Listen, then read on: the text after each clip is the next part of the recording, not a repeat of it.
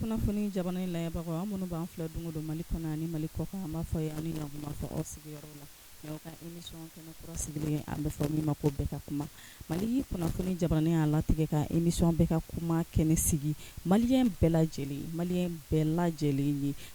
malien bɛɛ lajɛlen ka kuma dadi malien bɛɛ lajɛlen ma ko min bɛ jamana kɔnɔ walasa jamana kɔnɔdenw ka se ka faamuyali kɛ bi an y'an ka journaliste belebeleba dɔ b'an wele kɛnɛ kan ani min bɛna kuma jamana kɔnɔ ko kan ale tɔgɔ ko tɔnɔ Modibo Jaabi directeur de publication no journal express international directeur publication no ani le politicien musulman ale directeur de publication bi an y'a wele an n'an ka jɛ ka masala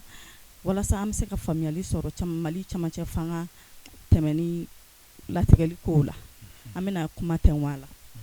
ani wula tɔnɔ Modibo ama ira ni wula basi t'i la alhamdulillah MaliKunafoni jabarani y'a latigɛ bi k'i wele a ka émission BEKA KOUMA kɛnɛ kan walasa an ka se ka masala wagati ni kunkurunin kɔnɔna camancɛ fanga latɛmɛ cogo la o kɔni o diyara n ye kosɛbɛ parce que aw ka a tɔgɔ yɛrɛ dama o ye fɛn dɔ ye o b'a jira k'a fɔ a bɛ kunnafoni ɲuman de ɲini k'a di aw lajɛlibaga n'aw lamɛnbagaw ma. Tɔnɔ Modibo bi an y'a mɛn ko i tun bɛ ɲɔgɔn ɲɛ la Asimi Goyita fɛ yen an bɛ se ka dɔɔni sɔrɔ o ko kɔnɔna na. O ko tun bɛ min kan a ye silamɛw de wele ka a kɔnɔkuma f'u ye u ka kan ka min kɛ ka transition dɛmɛ u y'o de fɔ ɲɔgɔn ye sinon ko wɛrɛ si t'a a senkɔrɔ. Voilà. Tɔnɔ Modibo e yɛrɛ hakilina ye jumɛn ye camancɛ fanga in latigɛ tɛmɛcogo la? Madame i ka transition in ala faralan kan tile filanin na an jigi bɛ ka sigi sinon madame ne tun jigi ma sigi hali siɲɛ kelen kalo 9 foyi tɛ ka ɲɛnabɔ kalo 9 foyi tɛ ka ɲɛnabɔ ne tun siranna awɔ ne na ɲɔgɔnna caman a bɛ ɲa a tɛ ɲa ɲamɔgɔw bɛɛ kɛ tan mɔgɔ si ka bɛɛ sigilen bɛ k'o filɛ parti politique sigilen bɛ k'o filɛ silamɛw sigilen bɛ k'o filɛ an kɔni journaliste kɔni bɛ ka f'u ye don o don jabaraniw b'a fɔ journaliw b'a fɔ journaliste sɛbɛnnilaw olu bɛ ka sɛbɛn radio b'a fɔ fɛn sinon foyi tɛ ka bɔ a la mais ala falalan kan lundi ala ye sanjɛ kura jigin Mali kan n bɛ dugawu kɛ ala k'o kɛ ɲɛta ye sinon maliyɛn bɛɛ tun jigi wari la foyi tɛ ka ɲɛnabɔ président transition bɛ yen premier ministre bɛ yen ministrew bɛ yen mais foyi tɛ ka ɲɛnabɔ Mali kɔnɔ bɛɛ ko élection bɛɛ ko députéya bɛɛ ko maireya bɛɛ ko n ka candidat ye président sigi nata la sika sera tɛ ka administration segin nord ni centre ni segu ninnu na sika sera t'o la préfet t'an bolo préfet bɛɛ ka yɔrɔ videlen don tribunal bɛɛ datugulen don écoleso ka taa segu ka taa fɔ Kidal 1 million école bɛɛ datugulen don mais i tɛ parti politique siye ka kuma fɔ bɛɛ ko maireya députéya ministreya présidentya fo kana se fɔ présidentya ma mais ala tɛ se ka bɛɛ kɛ président 24 candidats 25 candidats mais dɔw ta ye o kɔni yɛrɛ nɛgɛ de don i yɛrɛ b'a dɔn i t'a sɔrɔ donc madame sisan jigi sigi kɔni colonel 5 ni u tɔw bɛ yen dɛ colonel 5 dɔrɔn tɛ dɛ a tɔw bɛ Bamakɔ yan dɔw bɛ ambassade la dɔw bɛ Irisiw dɔw bɛ Faransi u bɛ tila yɔrɔw la donc madame u ko jija u ka maliyɛnw jigi fa comme déjà u ye président transition yalon ka bɔ yen u taara ka ban parce que ale tun mako si tɛ maliyɛnw na n b'o f'i ye bi dɛ ani premier ministre tun mako tɛ maliyɛnw na u tɛ parti politique jate u tɛ association jate u tɛ jeunesse jate u tɛ presse yɛrɛ kɔni y'u jugu yɛrɛ de hali u t'a fɛ ka presse y'u ɲɛ la i bandaw premier ni ministre re kapsa parce que olu be réunion ka nu be to ka ɲɔgɔn yɔrɔ la o kapsa doni mais ne ɲamɔgɔ fila ka sirasi tɛ population na jamana bɛ taa ɲɛfɛ o la cogo di ni ka sira tɛ maliyɛnw na maliyɛnw edu taara ka bila maliyɛnw de dirigeli kama 20 millions d'habitants k'i k'olu diriger i vote ma k'i ye i taara ka bɔ ganforo la ka na n'i ye mais i t'i jɔ i jɔyɔrɔ la mais ko e t'i mele fosi la donc i t'a bila ne tun ka émission lundi n ka émission tun ye n ko colonelu n y'a f'u ye Asimi Wage Jawo Modibo Kamara a ye bandaw gɛn ka bɔ ye a ka premier ministre gɛn ka bɔ ye lundi matin 7h à 8h radio la a ye CEDEAO écrit jamana bɛ ka taa taabolo min na man ɲi a ye CEDEAO écrit an b'a fɛ ka président ni premier ministre yalon ka bɔ ye texte de y'a fɔ aw ye charte a bɛ charte kɔnɔ donc madame o y'i ka question fɔlɔ jaabi Tana Modibo e ka kuma kɔnɔna na ne y'a faamuya a bɛ komi e jɛnna n'a ye an ka jamana finitigila mɔgɔ ye nin waleya min kɛ lundi tɛmɛnen e jɛnnen n'o ko ye wa mais est-ce que e dalen don nin colonel 5 mun na olu bɛna se ka jamana mara ka ɲɛ ka tɛmɛ bandaw n'a ka gouvernement kan en tout cas madame ne dalen don ninnu na ka tɛmɛ parti politique Mali parti politique 229 parti politique n dalen don ninnu na ka tɛmɛ o kan parce que déjà i bɛ ka tila u ye daga bɔ an da la mais yan'o ka se M5 de y'a tigi i bɛ ka da la dɛ a tɛ tugu a tɛ ɲɛnabɔ kalo 4 u bɛ seli la indépendance da la ka i bɛ ka kɔfa ka taa ka bɔ yen mais ninnu nana sɔgɔmada kelen ka taa ka bɔ yen donc kaba taara ka bɔ yen ne ko n dala la k'a fɔ u bɛ se ka ko ɲɛnabɔ n dalen d'u la mais u kana bɔ an jigi kɔrɔ n dalen d'u la bi n dalen d'u la u bɛ se ka ko ɲɛnabɔ fɛnɛ k'a fɔ kalan t'u la madame kalan b'u la u ye DEF kɛ u ye bac kɛ u ye université kɛ u ye école wɛrɛw kɛ diɲɛ ko kan ka tila ka arme fɛnɛ kalan mais a bɛ mɔgɔw kɔnɔ ko tɛ foyi dɔn charte lajɛ mɔgɔ si m'a dɔn k'a fɔ ko bandaw bɛ se ka bɔ yen est ce que mɔgɔ tun b'a dɔn mɔgɔ si tun t'a dɔn article 8 charte kɔnɔ a bɛ yen article 2 lajɛ a bɛ yen article 8 c'est tellement clair kunu a ma bɔ yen kunu cour constitutionnelle ma a bila a place la mais banda a b'o kɔnɔ ko a tɛ se ka mais a yɛrɛ ko o y'a sɛbɛn CEDEAO ko vice président tɛ se ka président remplacer ka bɔ yɔrɔ la maliyɛnw tun ka kan ka bɔ ka bɛda minɛ o don comme un directeur adjoint tɛ se ka directeur remplacer jamana si ka tɛ États-Unis a tɛ Français a tɛ Mali kɔnɔ a tɛ sous-préfet dilan kun ye mun ni préfet tɛ a bɛ préfet remplacer mais k'a fɔ vice président o tɛ jugu c'est la méchanceté totale ne ka Asimi isolé ka isolé ka colonel isolé fo ka aya ta ɲɔgɔn ka to bila kaso la o ye ɲɔgɔn ka aya la politiciens jɛnkunaw ademaw o ye de ka aya la u tun b'a fɔ ka bandaw ni jɛnkuna de tun b'a fɔ ka nin ɲɔgɔn ani faranti b'a fɔ ka nin ɲɔgɔn de fɛnɛ sigi surasiw la mais o y'a faamu joona donc o y'u ka responsabilité ta donc ne kɔni b'a ɲini presse fɛ u ko jija u ka ninnu dɛmɛ u ka se ka Mali bɔ dingɛ kɔnɔ ka fɔ élection dɔrɔn tɛ dɛ an ka sira si tɛ élection ko la Mali ka bɔ dingɛ kɔnɔ diaju ka to bɔra yɔrɔ min bɛɛ ka sigi ka yɔrɔ la préfet ka t'u ka baara kɛ tribunal ka dayɛlɛ école ka dayɛlɛ dɔgɔtɔrɔsow ka dayɛlɛ dɔgɔnɔw k'u ka cikɛ kɛ fulaw k'u ka misi mara kɛ ne bɛ ala deli o dɔrɔn de la ka kɛ jamana kɔnɔ jamana tiɲɛna 180 villages a bɛɛ jɛnna i bɛ ka tile la militaire joli fagara 8000 les 20 069 de sara i bɛ ka 7 ans kɔnɔ 8000 militaires b'o la 99 militaires o b'u bolo a tɛ yɛrɛ dɔgɔnin Ablayi b'o la hariba b'u bolo ka fara Sumala Sise kan ala k'o bilara o sara donc madame o ye ka kuma jaabi ye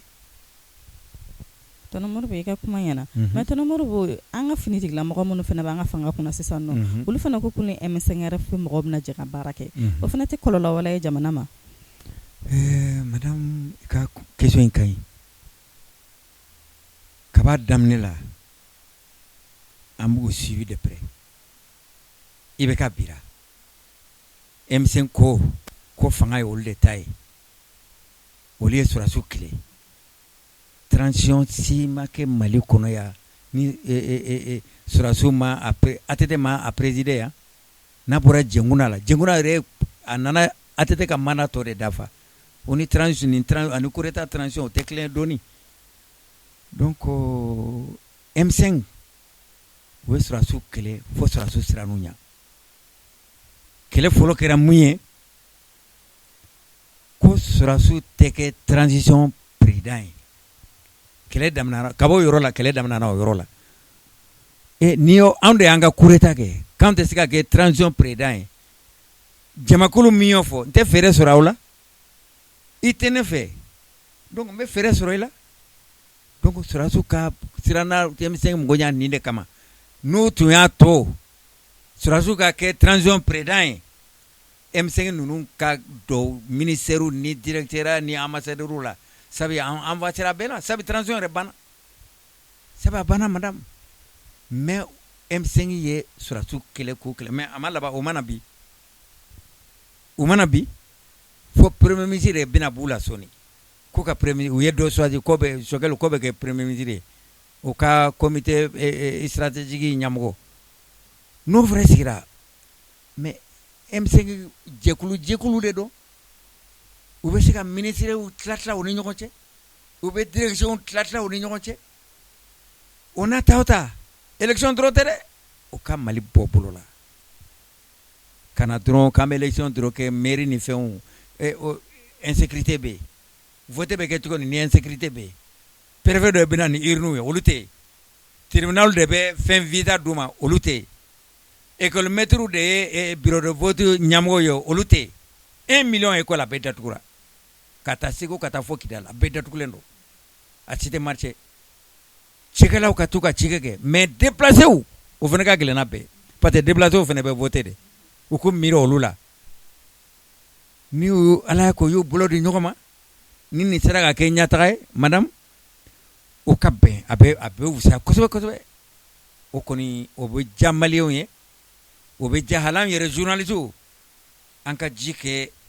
an ka nɔnɔ la dɔɔni an kana tulu kɛ tasuma la fo Mali ka sumaya ni Mali sumayala ni min bɛ min kɛ i bɛ se k'o kɛ o de tun ka di ne ye kosɛbɛ donc i ka kuma M5 colonel tun siran'u ɲɛ parce que olu ye kalo 4 kɛ place indépendance la u bɛ jumaw bɛ seli ye misiri do tɛ yen u bɛ jumaw bɛ seli i bɛ ka bi dɔrɔn i bɛ ka bira sɔrɔsiw fana siran'u ɲɛ parce que mun y'a sira u ɲɛ n y'o de fana fɔ k'olu tɛ kɛ transition président o de mana ni nin bɛɛ o ma segin o kɔ kunasini o ma sigi ka kuma sɔrɔsiw ko a ye taa premier ministre dɔ bɔ aw yɛrɛ la o taara dɔ choisir donc colonel Assimi président Assimi bɛna o décret ta bi ka premier ministre nommé donc n'a bɔra Ghana sini ou bien sinikɛnɛ o tɛna ministre tɔw sigi ala ka journaliste dɔw yɛrɛ k'a la o bɛ diya n ye kosɛbɛ. Ami ala ka duwawu Tonton Modibo i ka kuma kɔnɔna la n'i y'a faamuya a bɛ komi M5RF mɔgɔw ka cɛbɔ kɛra Sogɛl Kokala Mayiga ye e yɛrɛ hakilina na Sogɛl Kokala Mayiga bɛna se ka jamana in mara ka ɲɛ jamana bɛ togoya min na bi ni Sogɛl Kokala Mayiga kɛra an ka premier ministre a bɛna se ka nɔbɔ ko la wa. Madame ni ala sɔnna cɛ a bɛ Mali dɔn baarakɛla dɔn a ye ministre kɛ fɔ siɲɛ 6 a tɛ tile la a y'a kɛ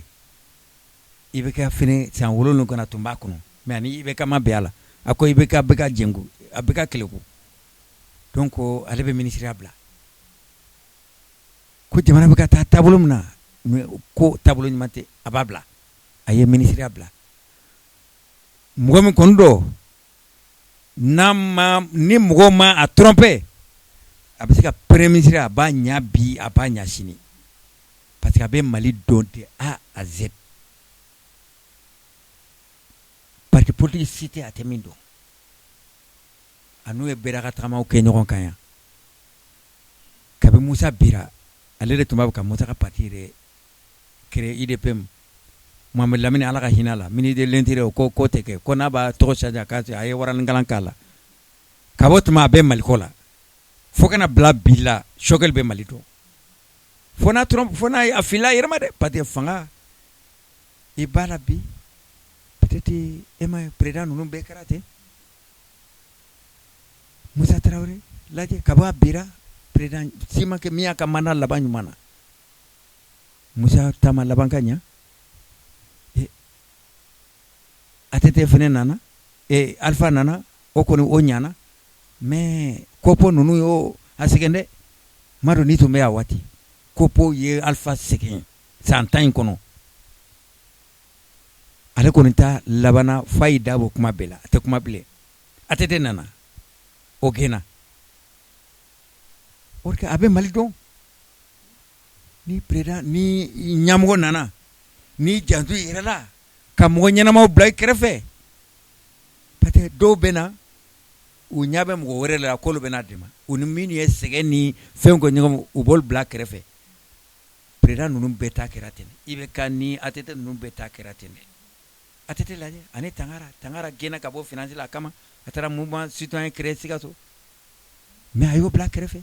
IBK fɛnɛ nana a ka parti tere ta a y'o bɛɛ bila kɛrɛfɛ ka mɔgɔ wɛrɛw ta kana fo fanga nana bi fanga bɛɛ de bɛ ten donc madame Choguel kɔni fo ni mɔgɔ y'a tromper ou bien n'a y'a yɛrɛ tromper sinon a bɛ se ka kɛ premier ministre ye bi a bɛ se ka k'a ye sini n'a kɛra ye fɛnɛ a bɛ nɔbɔ a bɛ k'an ɲana yan n'a ma nɔbɔ an bɛna sigi ka antenne kelen na an b'a fɔ an y'a fɔ yan k'a bɛ nɔbɔ donc a ma se ka nɔbɔ an b'o fɛnɛ fɔ Inshallah tɔnɔ Modibo an b'o kuma da d'i ma mais tɔnɔ Modibo an bɛ se k'a fɔ sisan ko camancɛ fanga balila ka kɛ 2 ye fɔlɔ la camancɛ fanga fɔlɔ min tun bɛ yen ni o banda o tun ye o ɲɛmɔgɔ ye priorité dɔw tun bɛ yen u tun kɛlen don ka fɛn dɔw fɔ u tun kɛlen don ka accent bila fɛn dɔw kan est-ce que Assimi Goïta bɛna laban n'olu de ye wa ou bien Assimi Goïta bɛna priorité kuraw bɔ comme priorité kuraw tɛ yen président Assimi bɛna tɛmɛ ni nin taabolow de ye taabolow yɛrɛ a tun bɛ ka patiner k'a bɛɛ patiner u t'a dɔn u bɛna kɛ cogo min one ko comité d'orientation stratégique a y'o sigi administrateur territorial o fɛnɛ cadre dɔ sigi ye ministre de refondation o fɛnɛ fɛn dɔ sigi ye jamana bɛ taa cogo di a t'u fara ɲɔgɔn kan donc ninnu yɛrɛ tun t'a fɛ transition ka ɲa ne hakili la u tun t'a fɛ transition bɛɛ b'i patiner administration territoriale lajɛ Maïga Kadinina depuis ATT taara Kadinina malien kɛlɛ Kadinina tɛ mɔgɔ ci bolo mɔgɔ min 18 ans min baden de bɛ yen 10 ans bi Kadinina tɛ mɔgɔ ci bolo e bɛna k'a bɛ arabe spécial ni fɛn ko propagande foyi tɛ ka ɲɛnabɔ Kadinina tɛ mɔgɔw bolo foyi tɛ mɔgɔw bolo nɔrɔ minalen don foyi tɛ ka ɲɛnabɔ donc ninnu tun bɛ ka patiner de m'a dɔn complot de tun don transition kana ɲɛbɔ m'a dɔn fɛn fɛn tun don donc madame Assimi u bɛ ninnu kelen de nominer ka taa mais comme premier ministre bɛna taa an tɛna lajɛ n'o o y'a ka plan bɔ parce que ne ma da la n'a bɛ se ka ninnu ka n'a bɛ se ka ninnu ka plan ta parce que olu ka priorité tun ye élection ye o que priorité ka kan ka kɛ insécurité de fɔlɔ préfet bɛɛ ka taa ka yɔrɔ la tribunal bɛɛ ka dayɛlɛ nord la ani centre la ani Segu école bɛɛ ka dayɛlɛ fɔlɔ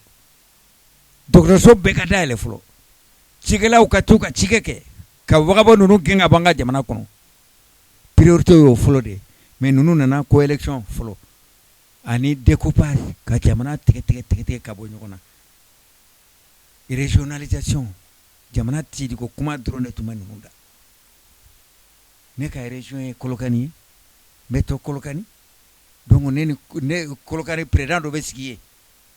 o tɛ yan président yɛrɛ jate parce que ale tɛ hali préfet a ka girin ni préfet o de tun bɛ ninnu kɔnɔ priorité du to ye priorité insécurité folo après élection bena mais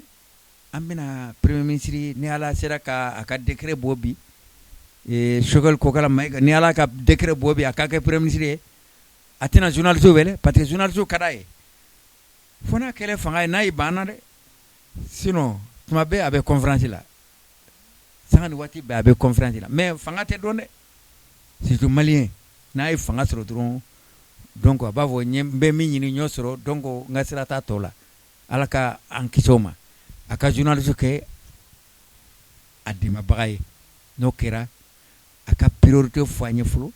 sinon nunu nga priorité tu élection de anika jamana titi jamana redécoupage ore tu luka priorité Bamako commune maro 10 communes ou bien 20 arrondissements ou yo betrate kaba o tunga barado jamana retamolo e be redécoupe e ma nga villa robela nga Europe ke cercle jako nga Europe ke région e Europe nyina jamana mo ire nyina na jamana re ko madame donc anka premier croix nana antena nyogon soro aka conférence la aka priorité atino fanye ni ala sona voilà ala sona tana marbo e yara akilna la malien jamana kono den kelengele na kanga buni kebi wala sa chama cha fanga nga sekala teke kanye ne ba jini malien pefe o ka suratu non dema o ka suratu non dema o ka premier ministre dema o ka gouvernement menasigi beki sego ka ko dema mo ci kana hokle fo ka sira soro fo jamana ka basigi no kera o kono be jane ko sube beka nunu dema jamana ka basigi élection ka ke 9 mois re kacha élection ma 9 mois kacha surati beka ta dongodo kuno ne beka bo sego sira la kana fajiri fe mobile kemere tara be kura a be fale suratu la hali sini soma hali mbugu surati baka be boy abeta ka bo bajila kata sini donc madame anko dema jamana ka kambolo anka élection ke mais jamana ka kambolo flo de ni jamana te élection ko koni avec barayambulo imana me kolokani imana me joila imana me sigaso e pasura sabati de be e ma français we minfo ko uye sigaso ko zone rouge kabe français ambassadeur ko zone français gouvernement ko sigaso ko zone rouge banda to ka ko ambassadeur wele sigaso ko zone rouge to e ma utara jadu bla ko chala ni fem be ka chani ni gendarme fa vrai e be politique len fa to a be gendarme ni gardu ni surasuye politique be dalame a moto clebola u be dalame a moto clebola ore ko to morbo kono nana ka futiri moto clebola ministre de la sécurité amba fo ika antenne kayambi ay politique bla pa amba fo o labi amba fo la nunu ire banaw ire geni bora olu ire bolu olu masiga ire conduit wire dore ko bandaw gena ka wala ulde kama donc madame anka transition tema o kasika mali do ambulo nete élection ko fode ka mali do ambulo patene ne ko boli ka bo koro fo sevare salo fo dia fo nya ko mate men ne ko la ji nga ji bi don bembulo dugu kemeni biese nyabe fotota hali sheta kono a bejenna falu bagamu arama de a bejenna ibe katlela o patro 18 outil ma amasse folo donc madame ika question en coup de ma mayini presse fene befe bate bene hakilna do de nene hakilna be eni hakilna journaliste ci benu hakilna dore ko kudutare mankanga ke ko bandawire mankanga boy jamana te ka bouger président transition be premier be o buga manada mo nyala mais ali colonel asim nunu re manada sirawo nyalaw e beta bandaw c'est un colonel major ka be retraite là colonel ma ke imana ke colonel major to ye surati de o bon mo badem be mi civil zona sagote Cheikh Morbo be Umar Margo be Morbo Kazogo be Moro Sidibo be